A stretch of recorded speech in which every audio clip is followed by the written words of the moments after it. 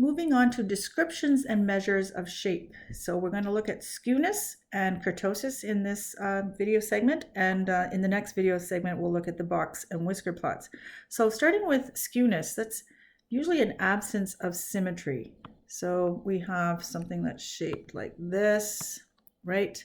Or like this, and what is happening when we have a skewed distribution is where there's usually a presence of extreme values either in the right or in the left of the distribution.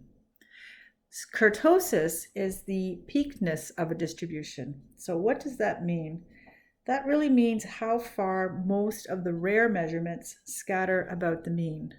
So we have high and thin peak, which is the leptokurtosis, the normal and round mound, normal or mound shaped, that's your bell-shaped top, that's your mesokurtosis, and then finally a flat topped and spread out is the platykurtosis. So we'll look at some visuals there to see what they look like, the differences. All right, so here we have some symmetry. A distribution does not have to be bell-shaped or mound-shaped to be symmetric. It could also be a rectangle, right? Because if you were to fold that together, like fold it completely down the center here, it would be a mirror image. Same thing with a triangular distribution. It would also be symmetric. So symmetry can be any shape, so long as it is a mirror image when folded. So if we have right or positively skewed, we are going in the direction. It means the data is getting smaller and smaller and smaller and smaller and smaller, okay? If we are left skewed, it means the data started out small and it's getting larger and larger and larger, but the skewed is in the direction of left, right? So you want to watch out for that. So the skew is always where the tail is tapering off, right? Either right or to the left. If the mean and the median and the mode are approximately equal, then you have no skewness or very small amount of skewness and a symmetric distribution. If you calculate your summary statistics and the mean is less than the median, then you're going to have a negatively skewed distribution or left skewed.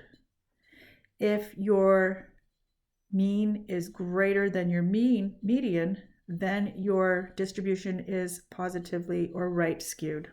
So you can calculate those summary statistics and then be able to determine the skewness of the shape of the distribution. Right, so that gives you a way to quantify those values. The coefficient of skewness can also tell us how much skewness is present. So if it's a summary for skewness of the distribution based on the relationship of the mean to median and the variation in the data. So here it is here, capital S equal to 3 times mu subtract capital M D. And what that M sub D, subscript D is, it's the median of the distribution. So be careful not to confuse it with midpoint that we've used before. So that is the median of the subscript D of the D stands for the distribution.